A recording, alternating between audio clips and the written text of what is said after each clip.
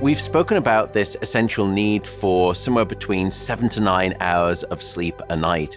What are some tactical, practical tips that I can help you with so that you can start getting that better quantity and quality of sleep tonight?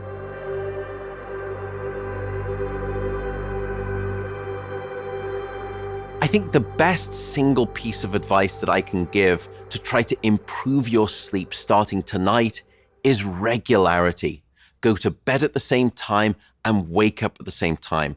No matter whether it's the weekday or the weekend, or even if you've had a bad night of sleep, regularity is king, and it will anchor your sleep and improve the quantity and the quality of that sleep. And the reason is that inside of the brain, there is a master 24-hour clock, and it expects regularity and thrives best and responds best under conditions of regularity. And it includes the control of our sleep-wake rhythms. And when we give our brain the signals of regularity, including waking up at the same time and going to bed at the same time, that can improve the chances for enhanced sleep quantity and also sleep quality.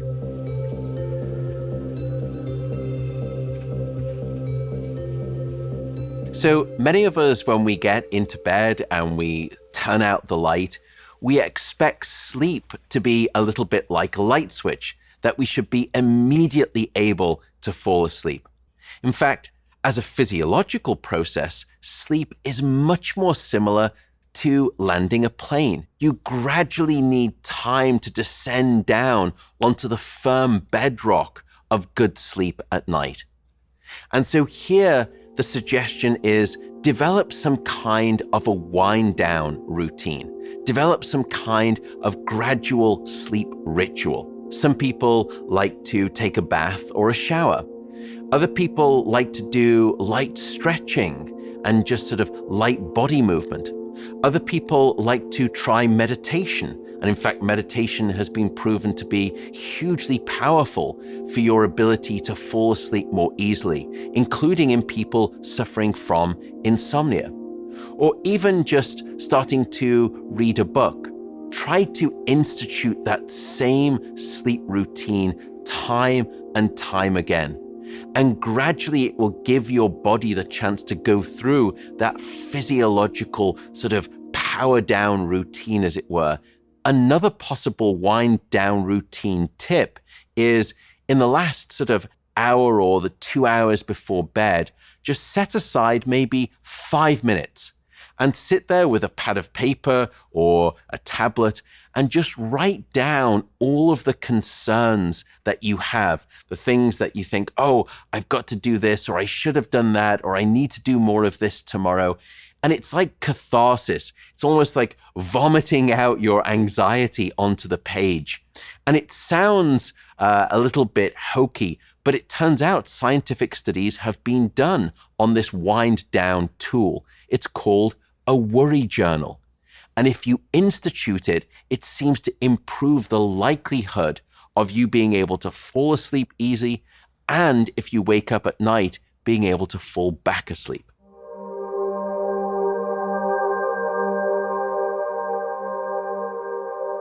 Keep it cool. And what I mean by this is set your bedroom temperature to the appropriate level. And it's colder than you would think. What we found is that the optimal temperature for good sleep is somewhere around 67 degrees Fahrenheit, or a little bit more than 18 degrees Celsius. And the reason is because your brain and your body need to drop their core temperature by about 1 degree Celsius, or about 2 to 3 degrees Fahrenheit, for you to initiate sleep, for you to first fall asleep, and for you to then stay asleep across the night. And this is the reason that you will always find it easier to fall asleep in a room that's too cold than too hot. Because the room that's too cold is at least taking you in the right temperature direction for good sleep. Another interesting thing that you can do regarding temperature is have a warm bath or a shower before bed. Sometimes when we do that, we get out of the bath and we think that we're all warm and toasty, and the reason that we perhaps have a better night of sleep is because we were nice and warm coming out of the bath. But it's actually the opposite reason, because when you're in the bath, what you encourage is for all of the blood to come out of the core of your body and rise to the surface of your skin. Then, because all of the blood is at the surface of your skin, it evacuates all of the heat from the body. So as a result, when you get out of that bath or the warm shower, your core body temperature actually plummets. It sounds almost like a wives' tale, but it's actually scientifically grounded. It's called the warm bath effect for improved sleep quantity and quality.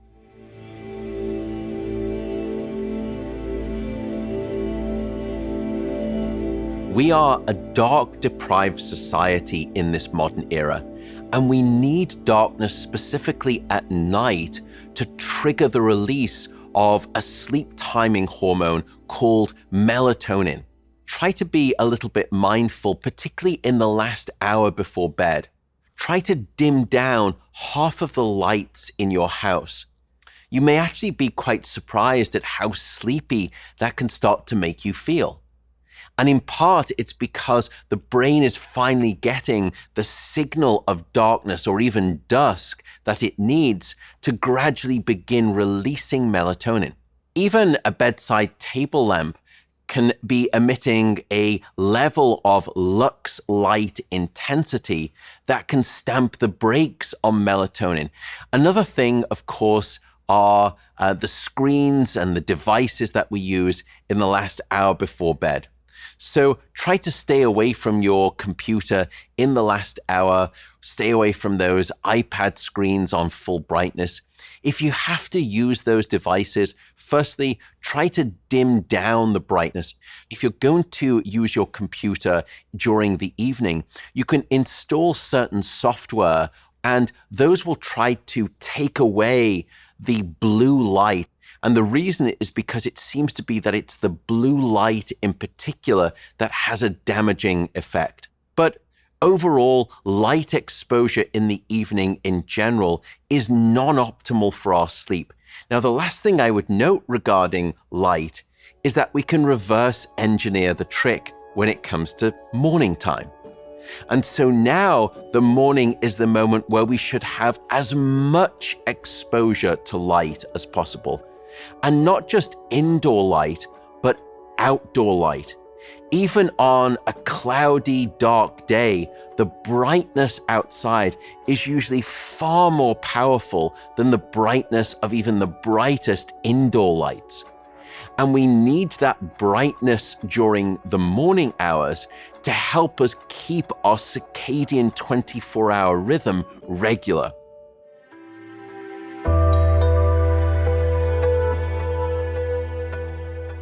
And as a general rule of thumb, try to stay away from caffeine in the afternoon and in the evening. And if you really want to have a glass of alcohol one night or a couple of nights during the week, try to make sure that you don't go to bed tipsy. That's a cardinal sign that you've probably had too much to drink, and it will impact your sleep at night. And then finally, related to those substances is nicotine.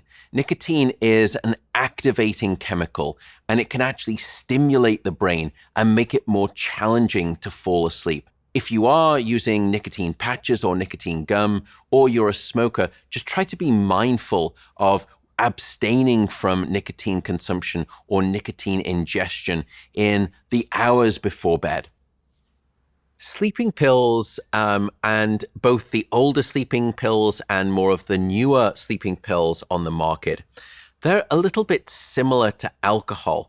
They are in a class of drugs that we call the sedative hypnotics.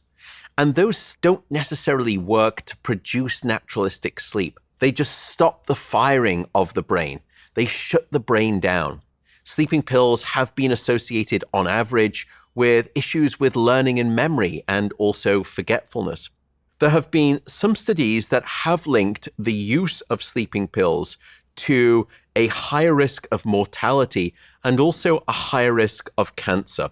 If you are thinking about sleeping pills, or if you're using sleeping pills and you want to have a discussion perhaps about modifying that sleeping pill use, the best advice is go and see your doctor and then see what their best recommendation is.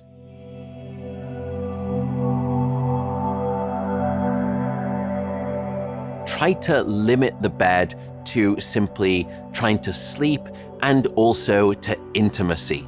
Those are the only two things that we typically recommend for bed use. So try to resist the urge to, for example, be working on the bed or eating on the bed or even watching television on the bed. It's okay if you want to tuck yourself up and just have a little bit of a read of a book. If that helps you drift off, that's fine. But don't associate your bedroom and particularly being on your bed with these major activities of watching television, working, or eating. Those things are going to confuse your brain. It's going to keep associating the bed with everything else other than a good, sound night of sleep.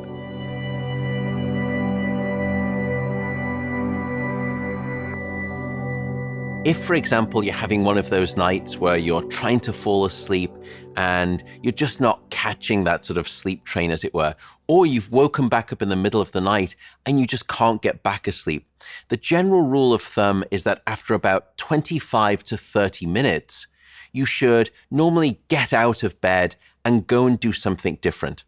And the reason is that your brain is an incredibly associative device. And very quickly, it will start to learn an association between your bed being the trigger of wakefulness rather than sound sleep. And we need to break that association. You would never sit at a dinner table waiting to get hungry. So why would you lie in bed waiting to get sleepy? And the answer is you shouldn't. Understand that this is okay. It's normal. Many people will have these nights. Go to a different room and in dim light, just read a book or maybe listen to the radio or a podcast. Don't check your phone, don't check email, and also don't fall into the temptation of eating because that will create a habit that will wake you up.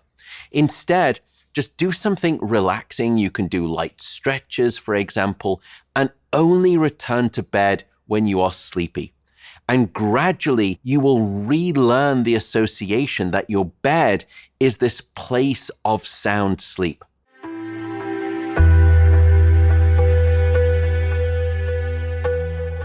If you're interested in sleep tracking, there are lots of different options out there.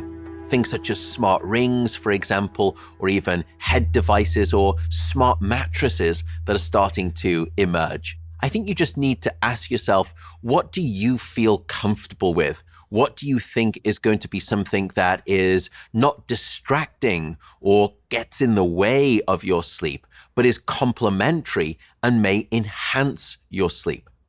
Because that's one of the benefits of sleep tracking. Using sleep trackers gives us a historical record of our sleep. We can look to see if there are things in our lives that we've been experiencing that go hand in hand with changes in our sleep. Things that we've been doing that resulted in our sleep becoming better, or things that we were doing that resulted in our sleep getting worse. Maybe we switched our exercise schedule to a different time of day, and for us personally, that's not good. And we saw that our sleep declined. Or we started to eat something different, and our sleep improved. This is how sleep can actually be beneficial if you track it with these types of wearables.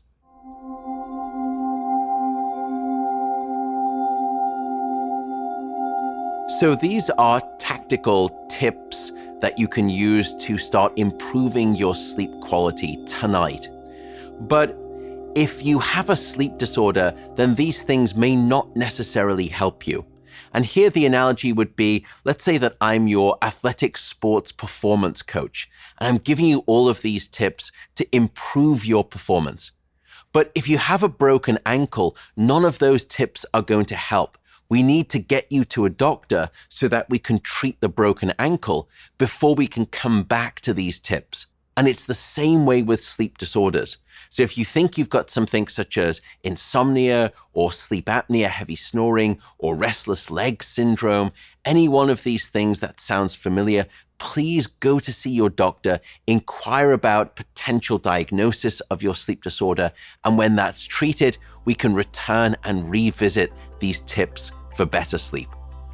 And if you're concerned about whether or not your problems with sleep would classify you as suffering from insomnia, we will leave in your workbook a short questionnaire called the Insomnia Severity Index. And you can just fill this out and you'll get a score at the end, and that can give you some guidance as to where you're at as potentially suffering from or not suffering from insomnia. And if you are, you can always take that test result to your doctor and then have a conversation.